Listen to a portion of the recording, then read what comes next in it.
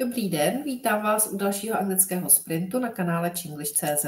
Anglický sprint je takové pravidelné setkávání s angličtinou, kdy se můžete učit 10 až 15 minut a prostě si tak jako zasprintovat a věnovat se nějakým různým tématům. Já jsem Markéta, jste na kanále CzEnglish.cz a můžete se mnou pravidelně učit v těchto sprintech, ale i ve spoustu videí, které jsem už na tomhle kanále udělala. Už to tady dělám skoro 8 let, takže tady najdete spoustu věcí a také samozřejmě z mých kurzů, které najdete na www.CzEnglish.cz. A podívejme se teda na to, co jsem pro vás dneska připravila. Dneska jsem pro vás připravila nějaká slovíčka, něco takového zase jiného, neobvyklého, ale ještě předtím, než začneme, tak ještě bych se vám chtěla představit, že ten kanál aktuálně má 12 800 odběratelů, takže se přihlašte k odběru, aby vám nic neuniklo.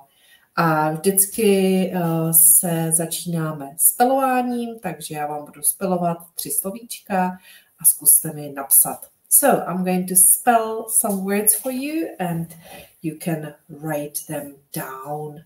So, the first word is M-O-R-N-I-N-G.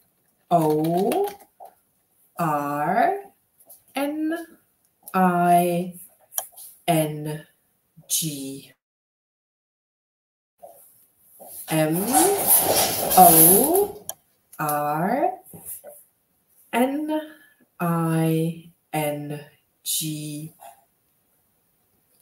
What word is that? That is the word morning. Hello, Rencha. Yes, morning. A nezapomeňte, že morning znamená v angličtině jak ráno, ale také to znamená dopoledne. Jo, takže je to všechno, co je do 12. hodiny. Takže když budete přemýšlet, jak se jmenuje dopoledne, tak je to morning. So, another word. E-A-R-L-Y.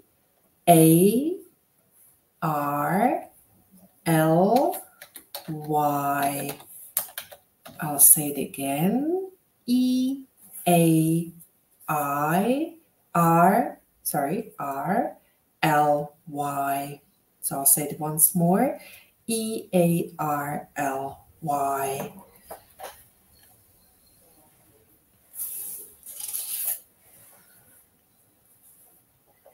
So it's the word early. Early, which means ráno nebo časně. To je v souvislosti s tím morning. Early morning je časně ráno. And one last word, and that is the word L-O-V-E. I'll say it again. L-O-V-E. L-O-V-E. That's the word love, láska. Pozor na to, často se stává, že tam máme tendenci vyslovovat o. Jo, love, ale není to love, je to love, je to love. I love you. Ne, I love you, I love you. Miluju tě. Jo, I love you or I love it. I love it. Tak a koukneme, co jsem pro vás dneska připravila.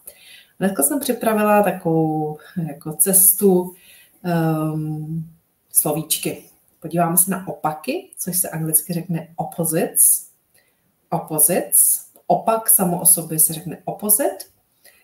A je tam taková fráze, kterou kdybyste se chtěli třeba zeptat, jaký je opak něčeho, tak říkáte what's the opposite of. Jo, je to taková jasně daná fráze. What's the opposite of something. Jaký je opak něčeho.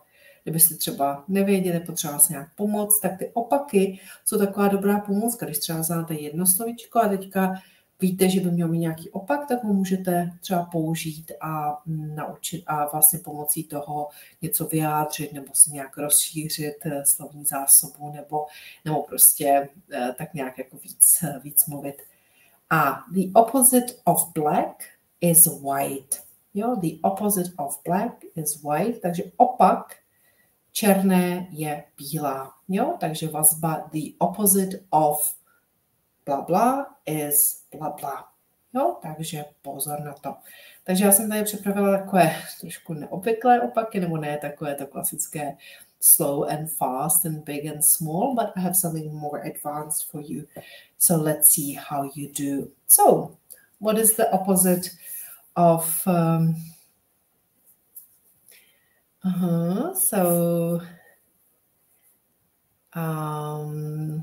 what is, how do you say,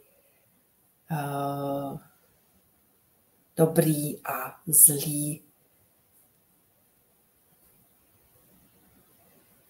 Yeah, dobrý a zlý, nebo hodný a zlý, pardon. Hodný a zlý. How do you say that in English?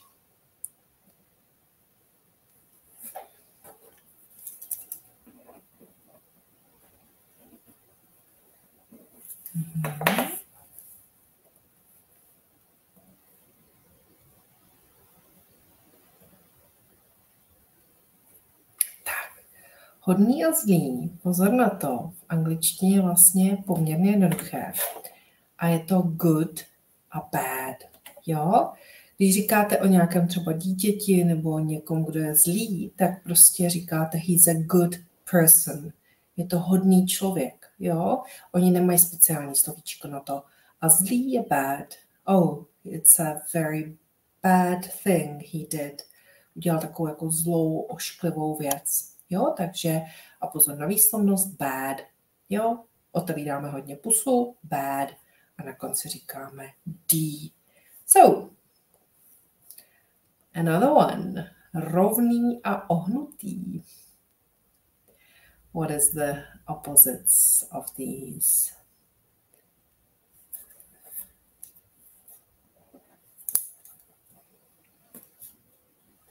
Rovný a ohnutý. How do you say that? Maybe you know the word, at least one of them. I hope you know at least one of them. Takže rovný in English is straight. To je jasný.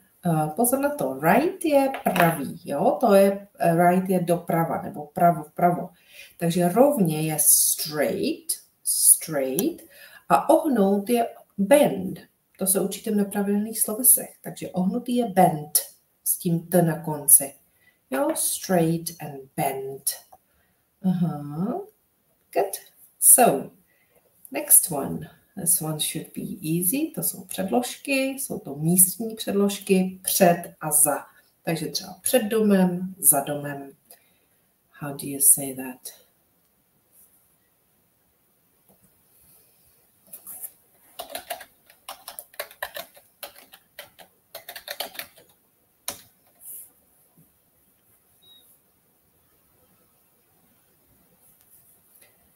Před a za. I think that this won't be a problem. Před, yes, of course. Takže před domem je in front of. Pozor na to, má to všechny tyhle tři části. Já to říkám pohodně, opakuju, pokud už jste to ode mě slyšeli, tak nevadí. A za, jo, jako když je něco za domem, nebo za mnou, nebo za něčím, tak je to behind. In front of and behind. Good. Then there is another, like a pair of words, and one of them means vzhůru, že někdo je vzhůru a nespí. A k tomu je opak takové slovíčko, které je speciální a do češtiny by se to přeložilo jako spící. Jo, so how do you say that in English? Jsou to vlastně přídavné jména, jo, ty už je vzhůru. A on ještě spí, nebo on je ještě spící. So how would you say those things? It's like a special English expression. Takže vzhůru is awake. Awake, jo, tím, že předáte to a, tak z toho uděláte přídavné jméno, awake. A potom je speciální slovíčko asleep. Jo, he is still asleep. Ještě spí. He is still asleep. Jo, takže to je vlastně přídavné jméno. He's still asleep. Good. So, opravit and rozbít. What are these opposites? Opravit, rozbít.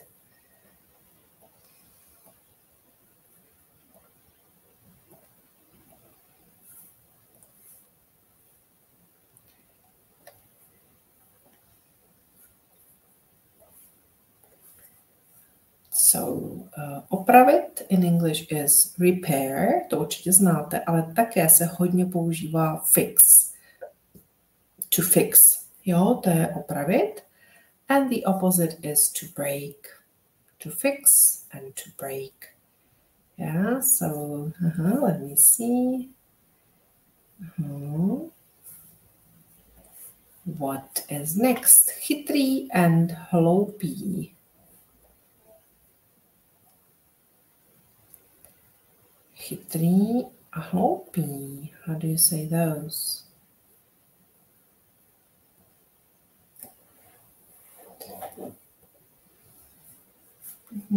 I think this is going to be a bit easier for you.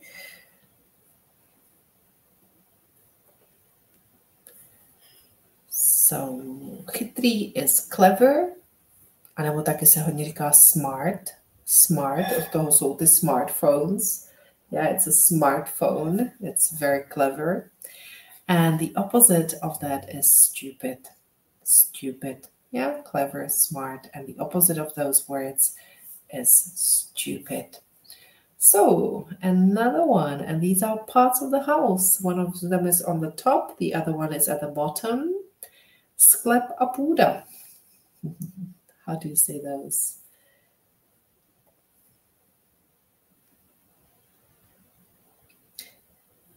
The sklep is the bottom. It's under the house. It's at the bottom of the house. And půda is at the top of the house. How do you say those in English? So, the bottom of the house is called cellar. Cellar. And the top is called the attic. Attic. Yeah, so cellar and the attic. So, what do we have next? Blízko a daleko. How do you say these words? They are the opposites. Blízko, daleko.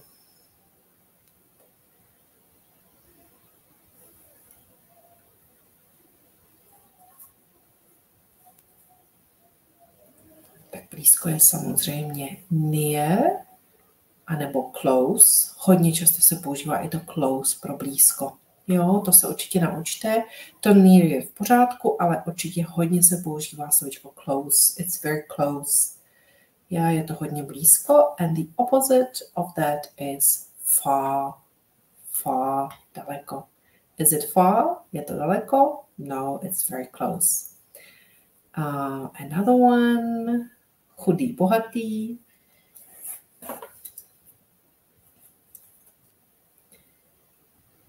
Somebody who has a lot of money is what? And somebody who doesn't have much money is what? Let me know in the comments.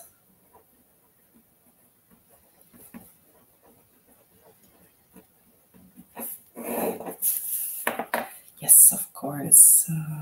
Rencha's answers are correct. Somebody who has a lot of money or enough money is rich. And the person who doesn't have enough money is poor. Pozor na výslovnost. Poor. Poor. Ne poor. Poor je nalívat. Poor. Yeah. So this is a word, or these two words are related to flying. One of them is vzlétnout, and at the end, přistát. So how do you say those? Vzlétnout and přistát.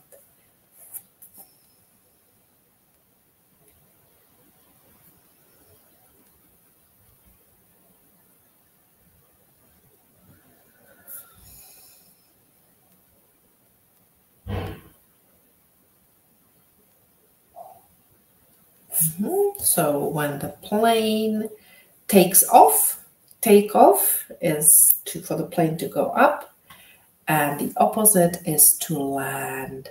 Jo, zase pozor na výslovnost, land. Jo, landing is přistání. And one last one, široký, úzký.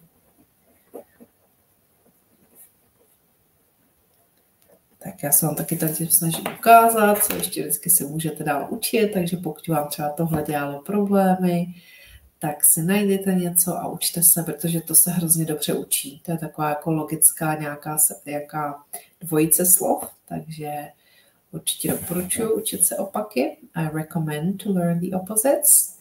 So, široký is wide or broad. Jo, obojí se dá použít wide or broad. And when it's like, wide, you have a wide street. And the opposite of that is narrow. Narrow. Yeah, to znamená úzký. So very quickly, I'll give you 5 sentences from these words and you can practice a little. So, takže je to ve sklepě. Je to ve sklepě.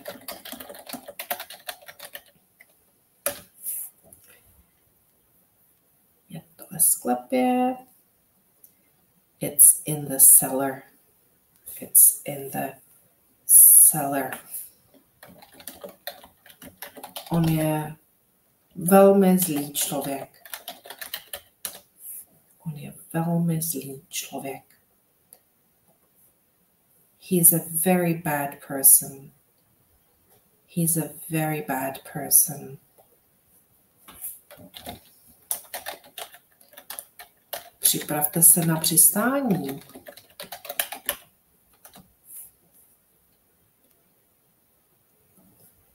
Prepare for landing.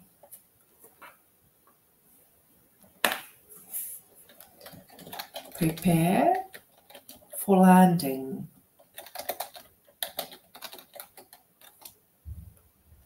Šli jsme úzkými uličkami.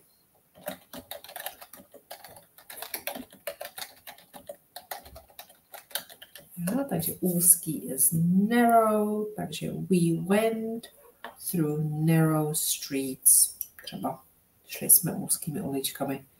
Tak nějak by se to dalo. And one more. Můžeš to prosím opravit.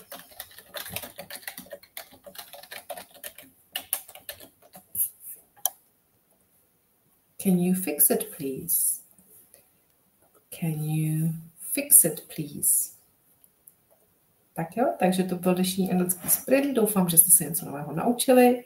Když tak koukněte na to ze záznamu. Já vám ta slovíčka, když tak napíšu pod ten sprint a můžete si ještě naučit. A pokud byste se chtěli se naučit dál, tak vás zvu na kurz, který se jmenuje Vaše gramatika pro 30 dní pro vaši gramatiku, což je kurz, ve kterém se učíte každý den jedno gramatické slovíčko. Takže informace najdete na www.CzEnglish.cz/gramatika 30. Je to 30 videí a každý den vždycky proberu nějaké slovo, které je jakoby gramatické, nejsou to nějaká konkrétní slova, jsou to věci, které se používají pro tvorbu různých vět. A takhle se postupně během 30 dnů můžete naučit jako a hodně zlepšit tu svoji angličtinu, protože jsou to slovíčka, která vlastně s nimi často mají lidé problémy. Takže vlastně udělám takový kurz, ve kterém se tohle všechno naučíte. Můžete se učit svým tempem, jenom je to vlastně 30 denní, takže můžete klidně si to třeba rozložit, že jednou to uděláte jednou za 2 dny nebo podobně. Informace najdete na www.CzEnglish.cz/gramatika 30. Sledujte mě na Instagramu a na Facebooku, kde mě najdete jako CzEnglish.cz a já se s vámi loučím a příští týden ještě se uvidíme na posledním letošním anglickém sprintu. So, see you next week. Bye bye.